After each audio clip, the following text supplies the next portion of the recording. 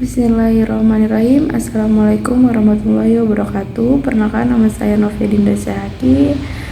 Di sini saya akan menjelaskan materi tentang organ pernapasan dan fungsinya.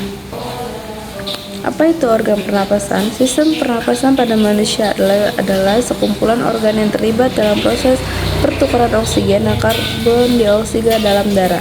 Seseorang dapat dikatakan memiliki laju pernapasan normal apabila ia bernapas sebanyak 12-20 kali per menit saat istirahat dan berlangsung secara berkesinambungan. Sistem pernapasan manusia terbagi menjadi dua, yaitu bagian atas dan bagian bawah. Bagian atas terdiri dari 3, yaitu hidung, faring, dan laring. Bagian bawah terdiri dari 6. Yang pertama ada trakea, tabung bronkial, bronkiolus, paru-paru, alveolus, dan diafragma. Sistem pernapasan hidung. Hidung adalah organ yang pertama dan yang paling penting. Organ ini merupakan gerbang utama masuknya udara ke dalam tubuh manusia yang akan diteruskan ke organ-organ berikutnya sampai ke paru-paru. Selain sebagai pintu masuk udara, hidung juga berfungsi sebagai nyaring kotoran yang masuk lewat udara. Pasalnya, di dalam hidup terdapat rambut-rambut halus yang dapat memiliter udara bersih dan kotoran masuk ke dalam tubuh. Bagaimana proses pernapasan yang terjadi di hidung? Pada rongga hidung, udara yang masuk mengalami 3 proses, yaitu penyaringan udara, penghangatan udara, dan pengaturan kelembapan udara. Penyakit atau gangguan pada hidung. Yang pertama ada gangguan penciuman, pilek, sinusitis. Terus yang kedua ada faring. Faring atau pangkal tenggorokan bagian atas adalah bagian dari sistem pernapasan dan pencernaan yang merupakan saluran otot dan mukosa berbentuk seperti tabung dengan panjang sekitar 13 cm. Bisa dibilang faring adalah organ penting yang membantu proses pernapasan dan pencernaan tubuh bekerja semestinya. Fungsi faring adalah menyalurkan udara yang diterima dari hidung menuju ke mulut dan ke trankea. Faring dibagi menjadi 3 bagian, yaitu faring nasal yang berhubungan dengan rongga hidung, faring oral yang berhubungan dengan rongga paru-paru, faring laryngeal yang berhubungan dengan epiglotis dari faring serta menuju ke esophagus. Penyakit atau gangguan pada faring itu ada 3. Yang pertama faringitis, yaitu peradangan dan nyari di tenggorokan. Terus ada tonsilitis, peradangan pada amandel atau jaring lunak di belakang mulut. Terus ada laringitis, yaitu peradangan laring atau kotak suara. Terus yang ketiga ada laring. Laring merupakan saluran yang menghubungkan tenggorokan dengan sistem pernapasan. Saluran ini memungkinkan udara lewat dari tenggorokan ke trankea untuk kemudian menuju ke paru-paru. Laring terdiri dari tulang rawan dan jaringan otot. Fungsi dari laring ini adalah untuk memproduksi suara sehingga kita dapat mengeluarkan suara yang keluar dari mulut kita. Selain itu, laring juga mampu melindungi saluran pernapasan dari masuknya benda asing yang dapat membahayakan saluran pernapasan. Apa itu laringitis? Laringitis adalah radangan yang terjadi pada organ laring, tepatnya di pita suara. Pada kondisi ini, pita suara mengalami pembengkakan sehingga suara menjadi serak atau parau. Pembengkakan pada pita suara juga berisiko menyebabkan gangguan pernapasan karena menghambat peredaran oksigen. Penyebabnya itu kebiasaan merokok, terus mengkonsumsi alkohol secara berlebihan. Terus cara mencegahnya memperbanyak asupan air putih, mengurangi konsumsi minuman kafein dan beralkohol. Terus ketiga mengurangi volume suara saat berbicara. Terus yang keempat ada trankea. Rangkea adalah salah satu organ pernapasan berbentuk tabung panjang seperti huruf U yang terletak di bagian tengah leher hingga rongga di antara paru-paru atau disebut dengan mediastinum. Rangkea memiliki panjang sekitar 11 cm dengan lebar 2,5 cm. Fungsi dari rangkea adalah sebagai penghubung udara yang pada saat kita bernapas bisa masuk sampai ke paru-paru.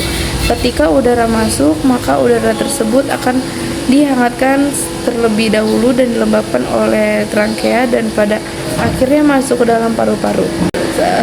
Terus 6, ada gangguan pada rangkea. Yang pertama, penyempitan trangkea, kedua infeksi trangkea, terus ketiga penyebatan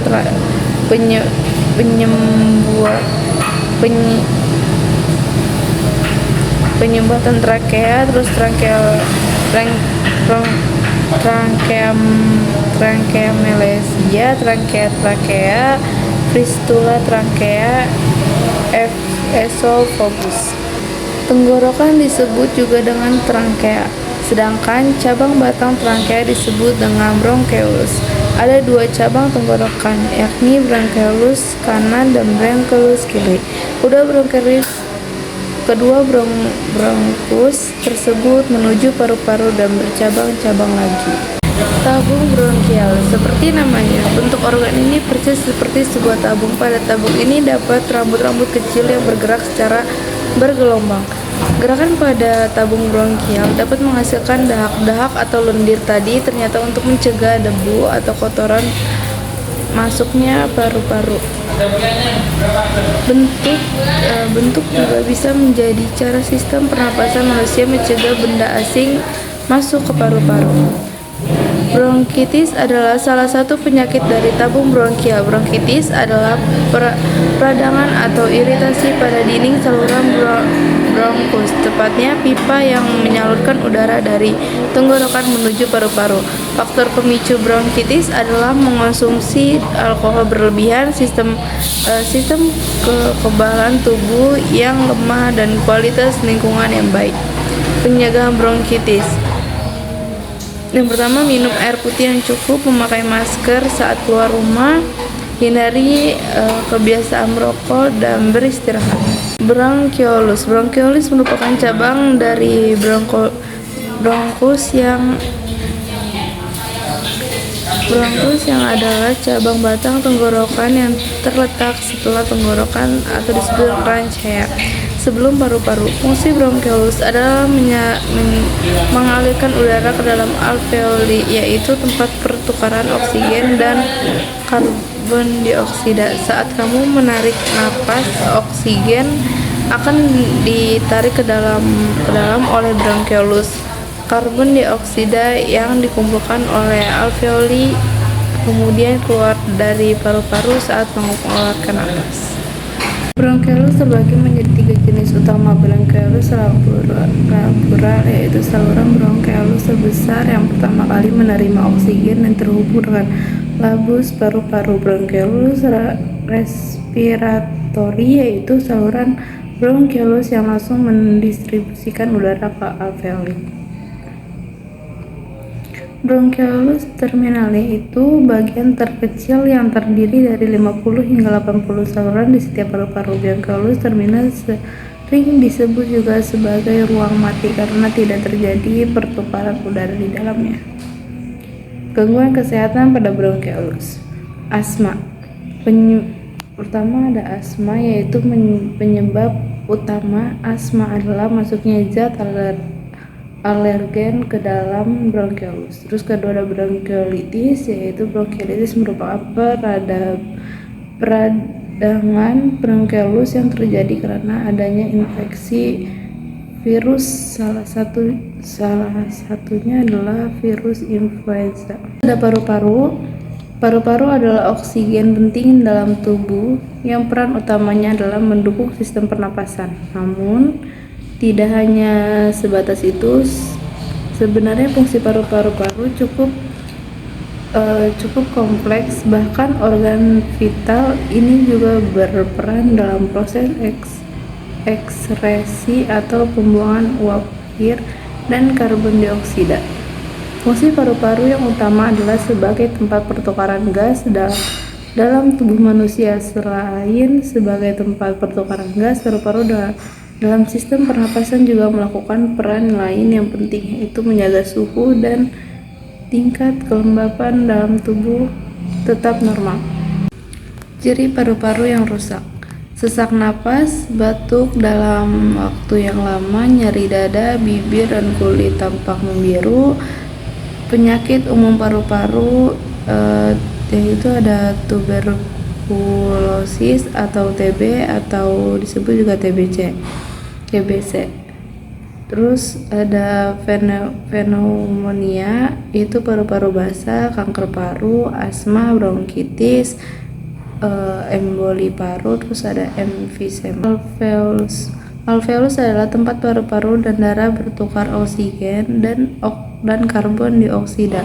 Selama proses menghirup dan menghembuskan napas, oksigen yang dihirup dari udara melewati alveolus dan masuk ke dalam darah. Kemudian berjalan ke jaringan di seluruh tubuh. Kantong-kantong kecil alveolus merupakan pusat pertukaran udara di dalam sistem pernapasan manusia. Jadi, fungsi alveolus adalah untuk mengambil oksigen yang masuk ke tubuh dan melepaskan karbon dioksida. Hal yang menyebabkan kerusakan alveolus: yang pertama, penyakit paru-paru obstruktif kronis, penyakit paru-paru interstisial, terus ada infeksi paru, penyalahgunaan obat-obatan, paparan zat kimia atau bahan berbahaya, penyakit tertentu, infeksi virus, edema paru. Diafragma adalah otot utama yang digunakan dalam respirasi, yaitu proses pernapasan. Otot ini terletak tepat di bawah paru-paru dan jantung. Otot berkontraksi terus-menerus saat kamu menarik dan membuang napas. Fungsi diafragma mengatur gerak otot saat batuk dan muntah hingga mengejan ketika buang air besar atau melahirkan. Meningkatkan tekanan di bagian rongga perut untuk memunculkan refleks batuk, muntah dan mengejan. Ada membantu mencegah asam lambung mengalir balik ke kerongkongan, sebuah kondisi yang disebut refleks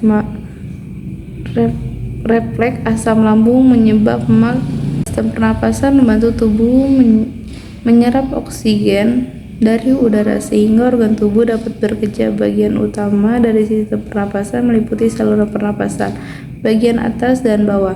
Bagian-bagian ini saling berkontribusi dalam perpindahan oksigen di dalam tubuh dan membersihkan gas, contohnya karbon dioksida. Sistem pernapasan juga membantu membuang produk sisa metabolisme dan menjaga tingkat pH tetap terkendali. Selain membantu menghirup napas, beberapa fungsi sistem pernapasan lainnya termasuk memudahkan Anda untuk membicara dan mencium bau. Terus yang kedua ada menghangatkan udara agar sesuai suhu tubuh yang dibutuhkan tubuh. Terus ada memberikan oksigen ke sel-sel di dalam tubuh. Terus menghilangkan gas limbah termasuk karbon dioksida dari tubuh saat mengembuskan napas. Terus ada melindungi saluran udara dari zat berbahaya dan iritasi. Pernapasan pada manusia. Yang pertama, pernapasan dada. Pernapasan dada merupakan pernapasan yang dibentuk oleh otot dada antara tulang rusuk. Tulang rusuk ini merupakan jenis pernapasan yang umumnya manusia lakukan. Terus kedua, ada pernapasan perut. Pernapasan perut dibantu oleh otot diafragma yang berada di bawah perut. Jenis pernapasan ini umumnya terjadi saat manusia sedang tidur. Terus cara menjaga organ pernapasan agar tetap sehat. Pertama, rutin berolahraga. Terus kedua, mengonsumsi makan bergizi. Terus ketiga, rajin mencuci tangan. Keempat, menghindari paparan polusi. Kelima, rutin memeriksa kesehatan secara berkala. Terus keenam, waktu tidur yang cukup. Sekian dari saya, kurang lebihnya mohon maaf. Assalamualaikum warahmatullahi wabarakatuh.